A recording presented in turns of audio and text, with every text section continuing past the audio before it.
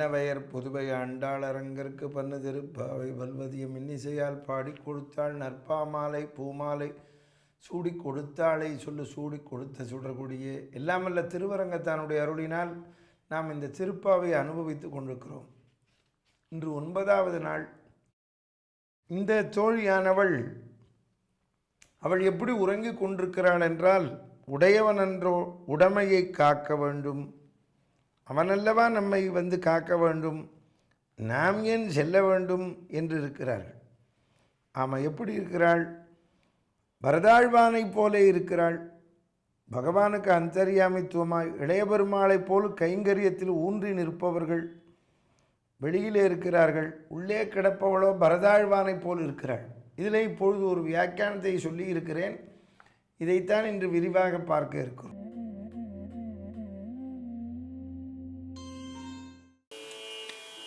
தூமணி மாடத்து சுற்றும் விளக்கேறிய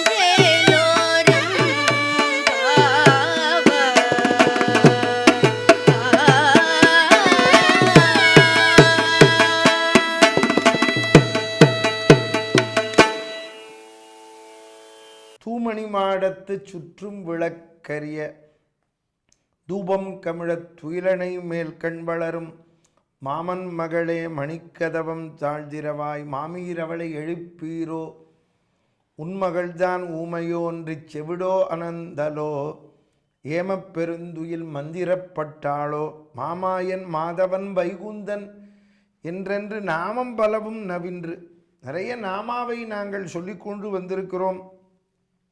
தூய்மையான இயற்கையாக உடைய இரத்தினங்களில் இடக்கப்பட்ட மாளிகை, சுற்றும் விளக்கரிய, எல்லாவிடத்திலும் விளக்கு எரிந்து கொண்டிருக்கிறது. மங்கள தீபங்கள், அகில் முதலிய புகைகள் வீசுகின்ற துயிலினை மேல் படுத்து தூங்கச் செய்யும் படுக்கை மேல் கண் உற்றாளை எழுப்புகிறாள். மாமன் மகளே, கண்ணுற்றவளை எழுப்புகிறார்கள். மணிக்கதவம் தாழ்த்திரவாள், நீ எங்களுக்கு திறக்க வேண்டாமா என்று எழுப்புகிறார்கள். தூமணி மாடத்து ஸ்ரீ வைஷ்ணவருடைய திருமாளிகையில் எப்படி இருக்குமோ அப்படி இருக்கிறது. ஆமாம், துவளில் மாமணி மாட ஓங்கும் துலை வில்லி மங்கலம் என்று ஆழ்வார் அருளி செய்தது போலே அந்த இடத்துல தூமணி மாடம் மாட மாளிகை. பொதுவாகவே மாளிகை என்ற பதத்தை தான் ஸ்ரீ வைஷ்ணவ சம்பிரதாயத்தில் உபயோகப்படுத்துவது. ஒருவரை பார்த்து நாம் எப்படி கேட்க வேண்டும் என்றால், உங்கள் வீடு எங்கே இருக்குதுன்னு கேட்கப்படாது. தேவரின் திருமாளிகை எங்கே இருக்குது, சுத்த தமிழ். அவள் சொல்கிறப்போ சொல்லுவா அடியன் குடிசை இங்கே இருக்குதுன்னு. நம்ம எப்போவுமே நம்ம சொல்கிறப்போ அடியன் குடிசைங்கணும். நம்ம ஒருத்தரை பார்த்து உங்கள் குடிசை எங்கே இருக்குதுன்னு கேட்கக்கூடாது. உங்கள் திருமாளிகை எங்கே இருக்குதுன்னு கேட்கணும். இதுதான் ஸ்ரீ வைஷ்ணவ சம்பிரதாயம். அதனால்தான் தூமணி மாடத்து சுற்றும் விளக்கரிய, எங்கு பார்த்தாலும் விளக்கு ஒளிகள், தூபம் கமழ, நன்க வாசனை. இதிலிருந்து நாம் தெரிந்து கொள்ள வேண்டும், எந்த காலத்திலுமே இன்று தூப தீபங்கள் உண்டு.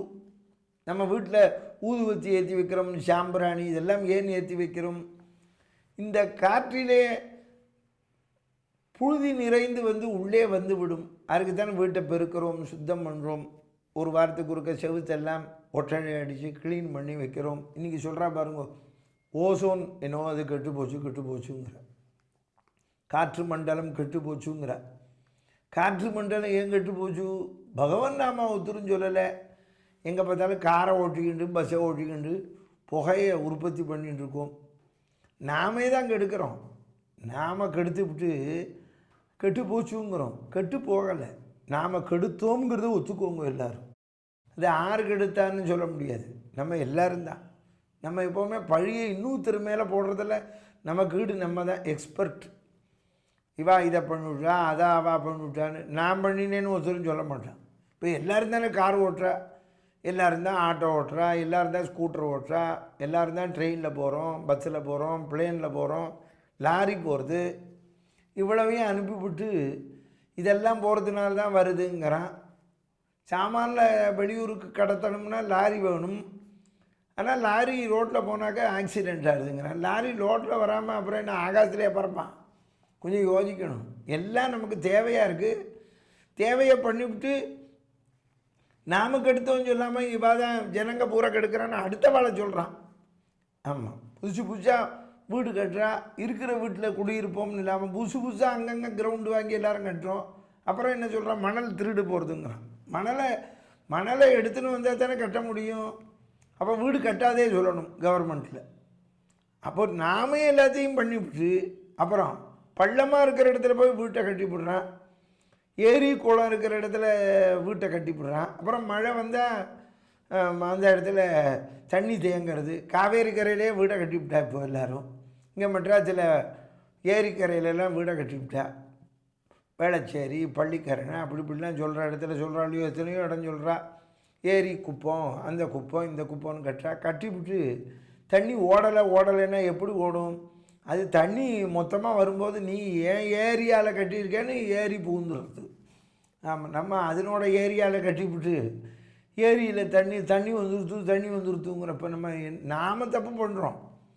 அதனால் தெரிஞ்சுக்கணும், நாம் தான் தூய்மையாக வச்சுக்கணும். திருப்பாவையில் அன்றைக்கே சொல்லியிருக்கா, தூமணி மாடத்து சுற்றும் விளக்கரிய தூபம் கமழ. நாம் அதனால தான் நமக்குன்னு வசிக்கிற இடத்தை தவிர மற்ற இடத்துலலாம் வசிக்க போயிட்டோம். அப்போ என்ன ஆகுது? கஷ்டம் வரத்தான் வரும். தூபம் கமழ துயிலணை மேல் கண் வளரும். இருவருக்கான படுக்கையிலே நீ ஒருத்தி உறங்கிக் கொண்டிருக்கிறாய். இளைய பெருமாளைப் போல் உறங்காமைக்கு நாங்கள் உண்டானது போலே நீ உறங்கிக் கொண்டிருக்கிறாய். கண் வளரும். நாங்கள் உறங்காமல் வந்திருக்கிறோம், நீ உறங்கிக் கொண்டிருக்கிறாய். மாமன் மகளே, கண் வளரக்கூடியவர்கள் பாகவதர்கள் பள்ளி கொண்ட அழகை அனுபவிக்கிறார்கள். கண் வளரும். அப்பொழுது சொல்லுகிறார்கள், மாமன் மகளே, சுவாமினியான நீ தோழியாயும் அனுபவித்திற்குரியதை சொல்லுகிறார்கள். மாமன் மகளே என்று சொன்னார்கள். தாய், தந்தை, மனைவி, மக்கள், உற்றார், உறவினர்கள் எல்லாமே இந்த உலகத்திலே பகவான் தான். தாயே தந்தை என்றும் தாரமே கிளை மக்கள் என்றும் நோயே பட்டொழிந்தேன் கொண்ட பெண்டிர் மக்கள்னர் ஆழ்வார். அதைத்தான் பலராம கிருஷ்ண அவதாரத்திலே ஈடுபட்டிருக்கக்கூடியவர்கள் எல்லாமே கிருஷ்ணனை சார்ந்தவர்கள் எல்லாரும் நமக்கு உறவினர்கள் தான். அந்த காலத்திலே என்ன சொல்லுவார்கள்? ஒருத்தருக்கொருத்தர் உறவை சொல்லி கொண்டு பழகுவார்கள். ஆமாம், மாமன் மகளே மணிக்கதவம் தாழ்த்திரவாய், மாமீரவளை எழுப்பீரோ உன்மகள்தான். மணிக்கதவம் தாழ்த்திரவாய், நீ கதவை தாளிட்டு கொண்டு உறங்கலாம், ஆனால் நீ உறங்கவில்லை, படுக்கையில் படுத்து கொண்டிருக்கிறாய். நான் உறங்கவில்லை என்று எப்படி தெரியும்? நீ கதவை மூடிக்கொண்டிருக்கிறாய், ஆனால் நீ கிருஷ்ணானுபவத்திலே திளைப்பதையும் மூடிக்கொண்டிருக்க முடியாது. வெளியிலிருந்தும் திறக்கக்கூடிய தாளை நீங்களே திறந்து கொண்டு வாருங்கள் என்று கருத்து தோன்ற சொல்லுகிறாள். அப்பொழுதுதான் அவள் சொல்லுகிறாள், நீ உள்ளே உறங்கிக் கொண்டிருக்கிறாய், ஆனால் எப்படி நீ பகவானை எண்ணிக்கொண்டிருக்கிறாய் என்று தெரிகிறது என்றால், வாசனாதி திரவியங்களை அங்கு உள்ளே தூபம் கமழ்ந்து கொண்டிருப்பதனால் அது வெளியிலே வருகிறது. ஆனால் நீ உள்ளே இருக்கலாம், ஆனால் நீ பகவானிடத்திலே ஈடுபட்டு கொண்டிருக்கிறாய் என்பது எங்களுக்கு உன்னுடைய செய்கையினால் தெரிகிறது. வெளியிலே இருந்தாலும் எங்களுக்கு நாங்கள் உள்ளே இருக்கலாம். நீ கதவை தாளிட்டு கொண்டிருந்தாலும் கதவை தாளிட்டு கொண்டு உள்ளே இருக்கிறாய், ஆனால் எங்களிடத்திலே மறைக்க இயலாது, நீ கிருஷ்ணானுபவத்திலே திளைக்கிறாய் என்று. உன்மகள்தான் ஊமையோ என்று செவிடோ அனந்தலோ ஏமப் பெருந்துயில் மந்திரப்பட்டாளோ. ஆமாம், நீ எப்படி உறங்குகிறாய்? காது கேளாதவளைப் போல் இருக்கிறாய். ஊமையோ அன்றி செவிடோ அனந்தலோ பேசாமல் இருக்கிறாய், ஆனால் உள்ளுக்குள்ளே அனுபவித்து கொண்டிருக்கிறாய். அனந்தலோ களைப்பினால் உறங்குகிறாய். நீ எப்படி இருக்கிறாய் என்று கேட்கிறார்கள். பெருந்துயில் நீ தூங்கி கொண்டிருக்கிறாய். தூங்கும்படி மந்திரத்தாலே கட்டுண்ணப்பட்டவள். மாமாயன், மாதவன், வைகுந்தன் என்று நாமம் பலவும் நவின்று நாங்கள் பல நாமாவளிகளை பாடிக்கொண்டு வந்து கொண்டிருக்கிறோம். மாமா இந்த உலகத்திலே இருக்கக்கூடிய ஞானிகளைப் போன்று ஆச்சார சீலர்களாய் நாங்கள் இல்லாமல் நாமாவை சொல்லி கொண்டு வருகிறோம். தேவனாகிற பகவானுடைய நாமாவை. தேவாதி தேவன்தான் நம்மை அழைக்கிறான், தேவதூதன் அழைக்கிறான், அந்த தேவதூதனாகிய நாராயணன் அழைக்கிறான். மாமாயன் என்று இவர்கள் சௌலபியத்திலே பேசப்பட்டது. மாதவன், மகாலட்சுமி நித்தியவாசம் செய்யக்கூடியவள். சீதா பிராட்டி அப்போதுதான் அபராதம் செய்த ராட்சசிகளை திருவடியிலிருந்து ரட்சித்தவள். அதுதான் ராமகோஷ்டியானது சிறிதாக செய்யப்பட்டது. மாமாயன் மாதவன் என் தாயாரை சேர்த்து சொல்லுகிறாள். அசோகவனத்திலே பிராட்டி இருந்தபொழுது 10 மாதம் சுற்றி ராட்சசிகள் தொல்லை கொடுத்தார்கள். தொல்லை கொடுத்த உடனே ராவண சம்ஹாரம் முடிந்த உடனே சிறிய திருவடியான அந்த ஆஞ்சநேயர் போய் நிற்கிறார். தாயே உத்தரவிடுங்கள், இந்த ராட்சசிகளை அப்படியே சமுத்திரத்தில் போட்டு விடுகிறேன் என்றார். அப்பொழுதுதான் தாயார் சொன்னார், இவர்கள் என்ன செய்வார்கள்? இப்பொழுது விபீஷன் பதவி ஏற்றுக்கொண்டால் எனக்கு அலங்காரம் செய்ய சொன்னால் செய்வார்கள். ராவணன் ஆட்சியில் இருந்தான், என்னை தொல்லைப்படுத்தினார்கள் என்று பிராட்டியை அவர்கள் சரணாகதி பண்ணுறதுக்கு முன்னாலே காத்தாளாம். ஆனால் ராமன் அப்படி அல்ல, விபீஷணன் சரணாகதி பண்ண விட்டுத்தான் ஏற்றுக்கொண்டான். அதனால் தான் ஸ்ரீ வைஷ்ணவத்திலே சொல்லுவார்கள், ராமகோஷ்டி சிறந்ததா பிராட்டி கோஷ்டி சிறந்ததா? பிராட்டி கோஷ்டி தான் சிறந்தது. நாம் இந்த வீட்டிலேயே பார்க்கலாம் லௌகீகமாக. தாயார் தகப்பனார் நம்மளை ஒன்றா தான் வளர்க்குறா, 2 பேரும் பிரியமாக இருக்கா. ஆனால் தகப்பன் கண்டிப்பாக இருப்பான். தாயார் லேசாக கண்டிப்பாக, குழந்தைகிட்ட பிரியத்தோடு கண்டிப்பாக. அதனால தான் எல்லாருமே தாயார்கிட்ட பிரியமாக இருப்பான். நம்ம ஸ்கூல் படிப்போம், அப்படி ஸ்கூல் படிக்கிற போது ப்ராக்ரஸ் ரிப்போர்ட்டில் கையெழுத்து வாங்கணும். கையெழுத்து வாங்க அப்பாட்ட போய் கையெழுத்து வாங்க போவோம். அதுக்கு முன்னால் அம்மாட்ட சொல்லுவோம், எனக்கு சயின்ஸில் மார்க் குறைஞ்சிருத்து, அப்பா கையெழுத்து போட மாட்டேன்பா, நீ தான் எனக்கு ஹெல்ப் பண்ணணும்மா. சரி நீ போய் கையெழுத்து கேளு அப்படின்பா அம்மாக்காரி. இந்த அப்பா கையெழுத்து போட படிப்பன். படிக்கிறப்போ தமிழில் 80, இங்கிலீஷில் 85, கணக்கில் 100 அப்படின்னு மார்க் படிச்சுருப்போம். சயின்ஸில் 70 அப்படின்னு இருக்கும். உடனே அவன் அப்பா கற்றுவார், ஏன்டா சயின்ஸில் ஏன் 70, எல்லாத்துலேயும் 85, 100 வாங்கியிருக்க அப்படின்பா. அப்போது சமயக்கட்டில் இருக்கிற நம்ம அம்மா அங்கேருந்து சொல்லுவாள், அது சயின்ஸ் பரீட்சை எழுதுகிற இன்னைக்கு தான் குழந்தைக்கு ஜுரம் அப்படின்பா.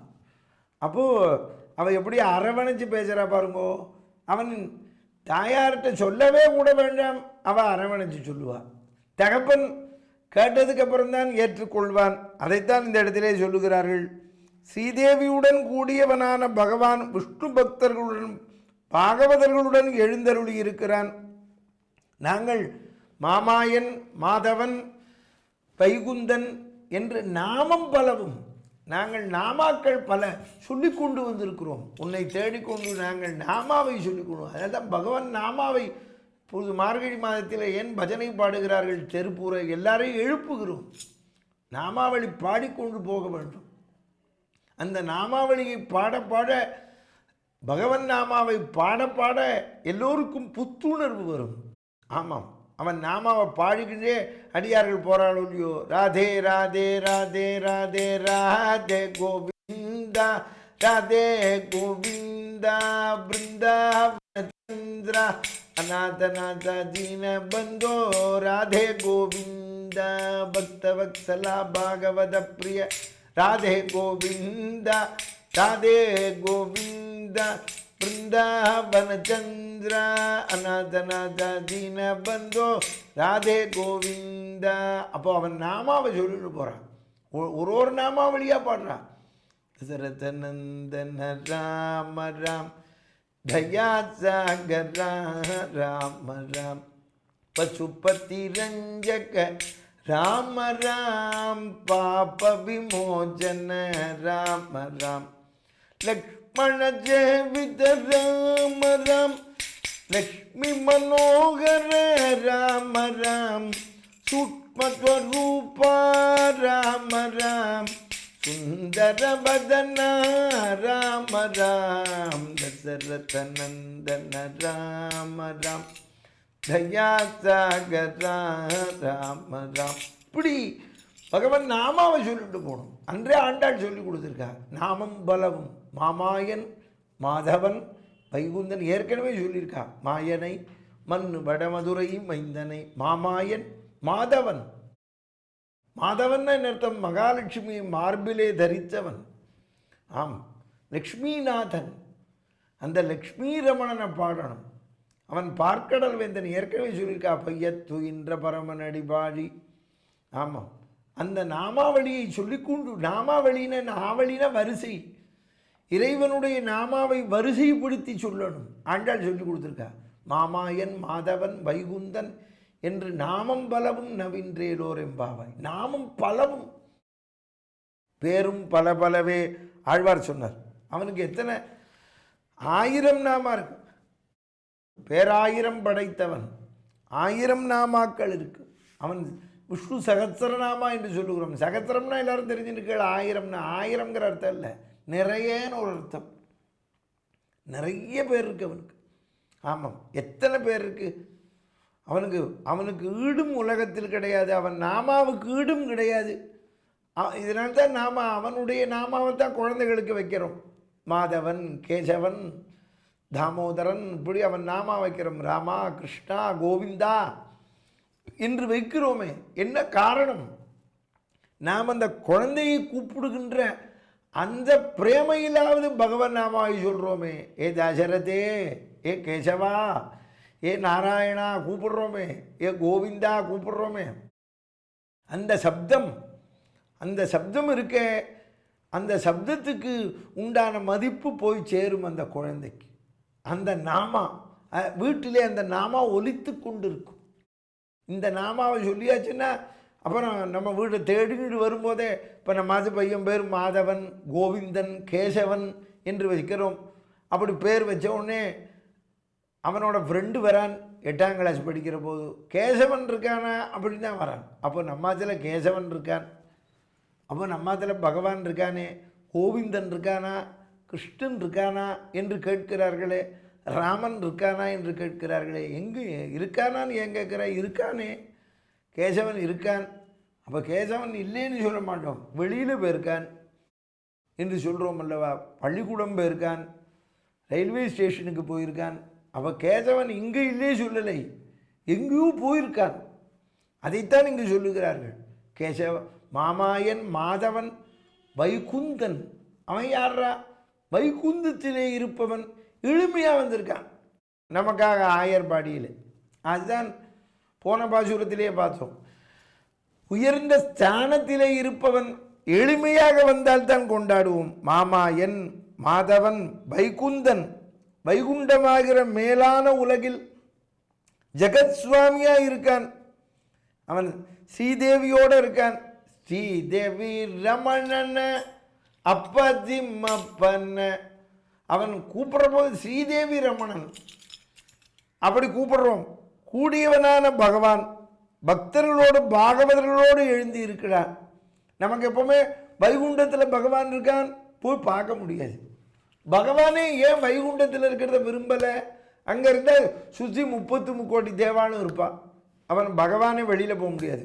எங்கே போகிறேன்னு கேட்பான். ரொம்ப பெரிய பதவிக்கு போனால் கஷ்டம். ஆமாம், மந்திரியாக இருக்கான், எம்எல்ஏவாக இருக்கான், எம்பியாக இருக்கான், பிரதம மந்திரியாக இருக்கான்னா அவள் அம்மாவே அவள் அப்பாவோ இல்லைன்னா ஆத்துக்காரியோ அப்பாயின்மெண்ட் வாங்கி தான் பார்க்கணும். கிட்டக்க போய் பார்க்க முடியாது. அதுக்கு தான் நம்ம எல்லோரும் தெரிஞ்சுக்கணும். சாதாரணமாக இருந்தால் தான் நம்ம பொண்டாட்டி, பையன், ஃப்ரெண்டு எல்லாரோடையும் இருக்கலாம். பெரிய போஸ்ட்டுக்கு போயிட்டோம்னு வச்சுக்கோங்க, கிட்டக்கே போக முடியாது. ஆமாம், நம்ம கிட்டக்க ஒருத்தர் வரமாட்டா. அதனால தான் பெருமாள் வைகுண்டத்தில் இல்லை. அவரே சொல்கிறார், நீ எங்கே இருக்க? வைகுண்டத்தில் இல்லை, யோகி ஹிருதயத்தில் இல்லை. ஏன்னா அந்த யோகி என்ன பண்ணுவான், தனக்கு தான் இந்த பகவான் சொந்தம்னு கட்டி போட்டுருவான். பின்ன எங்கே இருக்க? கோவிந்தா கோபாலன்னு குதிச்சு பாடுறான் பாரு, அங்கே தான் இருக்கேன்னார். நாகம் வசாமி வைகுண்டே நயோகி ஹிருதயேரவம் மத்பக்தாக எத்திர காயந்தி தத்ர திஷ்டாமி நாரத. நாகம் வசாமி வைகுண்டே. நான் வைகுண்டத்தில் இல்லைங்கிறான். ஏன்னா வைகுண்டத்தில் இருந்தால் சுற்றி இருக்கிறவா கட்டி போட்டுருவா. மாமாயன், மாதவன், வைகுந்தன். இங்கே இருக்கேன், ஆயர்பாடியில் இருக்கேன், பண்டரி கஷேத்திரத்தில் இருக்கேன்.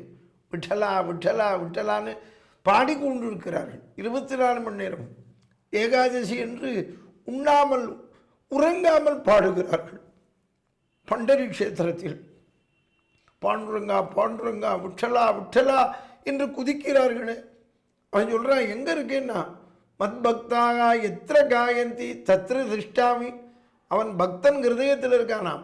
ஏன்னா அவன் குதிப்பான், கோவிந்தா விஷலான்னு குதிப்பான். குதிச்சு விட்டு கொஞ்சம் நேரம் கழிச்சு மூச்சு பிடிக்கும், உட்காந்துருவான். அப்போ பெருமாளை விட்டுருவான். பெருமாள் அப்புறம் குதிக்கிறவன்ட்டு போவான். புரிகிறதோ? எளிமை. பகவானே எதை விரும்புகிறான்? எளிமையை விரும்புகிறான். நீங்கள் எல்லாரும் தெரிஞ்சுக்கணும், எளிமை முக்கியம். அந்த எளிமையை கற்றுக்கொள்ளுங்கள் பகவானிடத்தில்.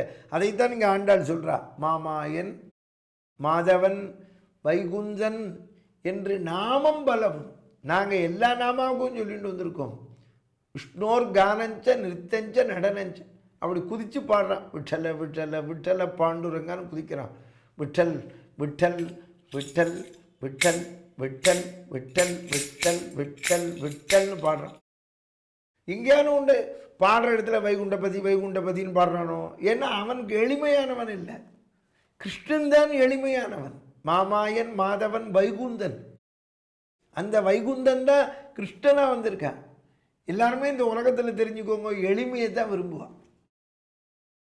அவன் ஹிந்தியில் வச்சனம் சொன்னான், சாதா ஜீவன் உச்ச விசாரணா, சிம்பிள் லிவிங் ஹை திங்கிங்.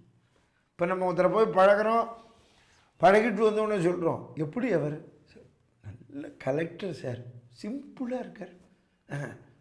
எப்படி எளிமையாக இருக்கார் பாருங்க. அவர் மந்திரியாக இருக்கார், எளிமையாக இருக்கார். பார்த்தீங்களா? ஒரு பெரிய போஸ்டில் இருக்கிறவன் எளிமையாக இருக்கணும், எல்லாத்தையும் பிரியமாக இருக்கணும், லக்ஷ்மிநாதனாய். அதைத்தான் இந்த இடத்துல சொல்லுகிறார்கள்.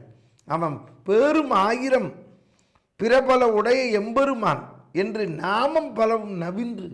நாங்கள் பல நாமாக்களை சொல்லி கொண்டு வந்திருக்கிறோம். நவின்று உறக்க பாடிக்கொண்டு வந்திருக்கிறோம். இதிலேருந்து ஒன்று தெரிந்து கொள்ளுங்கள், பகவன் நாமாவை உறக்க பாடவும். நாமும் பலவும் நவின்று.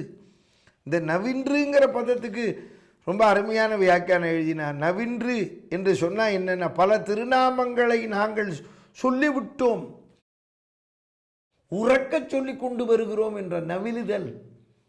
நான் நன்றி நவிழலுங்கிறானே, நன்றி நவிழலுங்கிறான். நன்று நினைக்க வேண்டும். நன்றினா என்ன? நல்லதுன்னு அர்த்தம். நீங்கள் இது நேரம் வரை செய்ததை நான் உங்களுக்கு உறக்கச் சொல்லுகிறேன்னு அர்த்தம். நன்றினா இவ கிராட்டிடியூடுங்கிற மீனிங் கொண்டு வர கிடையாது. உறக்கச் சொல்வது, நல்லதை உறக்கச் சொல்வது. நாங்கள் உறக்கச் சொல்லிட்டு வந்திருக்கிறோம். உரைக்கச் சொன்னோம், உனக்கு உரைக்கச் சொன்னோம், உறக்கச் சொன்னோம். உன் உள்ளத்திற்கு உரைக்கும்படியாக சொன்னோம், உறக்கச் சொன்னோம். அதான் நாமம் பலவும் நவின்று. நாங்கள் நவின்று வந்து கொண்டிருக்கிறோம். அதனால் நல்லதை இன்னொன்று தெரிஞ்சுக்கணும். நீங்கள் நல்லதை உறக்க சொல்லணும். ஆமாம், தெருவில் பகவான் நாம ஏன் உறக்க சொல்லிட்டு போகிறோம்? சாதாரண லௌகீகமான விஷயம் தெரிஞ்சுக்குவோம். கீரை விற்கிறான், காய்கறி விற்கிறான், உறக்க கத்துறான். ஏன் கத்துறான்? வீட்டுக்குள்ளே இருக்கிற பெண்மணி காதில் வேணும். ஆமாம், கீரைன்னு கத்தின்னு வரான். ஆமாம், இல்லை காய்கறி அப்படின்னு கத்தின்னு வரான். கத்திரிக்காய், வெண்டைக்காய் அப்படின்னு கத்துறான். பூ வியாபாரம், பூவு அப்படின்னு வரா. ஏன் கத்தணும்? அவள் பாட்டுக்கு கூடையில் வச்சுக்கணும் ரோட்டில் போனோன்னா யாருக்கு தெரியும்? தெரியாது. வீட்டுக்குள்ளே இருக்கிறவங்களுக்கு தெரியாது. அது மாதிரி நமக்கு தெரியணும், மற்றவர்களுக்கு தெரியணுங்கிறது தான் பகவன் நாம உறக்க சொல்லுகிறோம். ஏ கோவிந்தா, கோபாலா, ஏ நாராயணா என்று உறக்க சொல்லுகிறோம். நாமம் பலவும் நவின்று. நாமம் பலவும் நவின்று என்றால் என்ன? பிறர் உள்ளத்திலே உணரும்படியாக, தைக்கும்படியாக நாம் சொல்ல வேண்டும். அப்போ இதிலிருந்து என்ன பொருள்? பகவான் பொதுவானவன். இந்த உலகத்திலே எல்லாமே பொதுவானது. ஏன் ஒரு கீரைக்காரமாக கத்துறா, ஒரு காய்காரமாக கத்துறா? எல்லாருக்கும் பொதுவான வஸ்து. இந்த உலகத்தில் எல்லாருக்கும் எல்லாமே பொது. அப்போ பொதுவானதை கொடுக்குற போது நாம் எப்படி இருக்கணும்? உறக்க சொல்லணும். நாமம் பலவும் நவின்று. அப்போ எல்லா நாமாக்களையும் உறக்க சொல்லி கொண்டு நாங்கள் வந்திருக்கிறோம் என்று எழுப்புகிறாள் அந்த தோழியை கிருஷ்ணானுபவத்திலே திளைப்பதற்கு. அதுதான் இந்த பாசுரத்தோட தத்துவம். என்ன?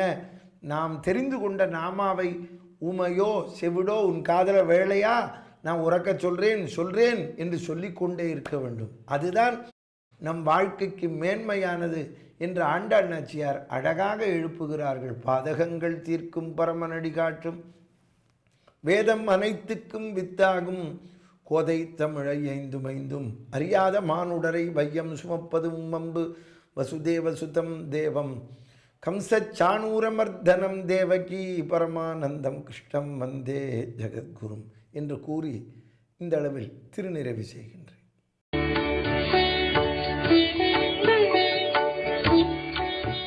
தமிழில் முதல் பக்தி சேனல் சாய் டிவி.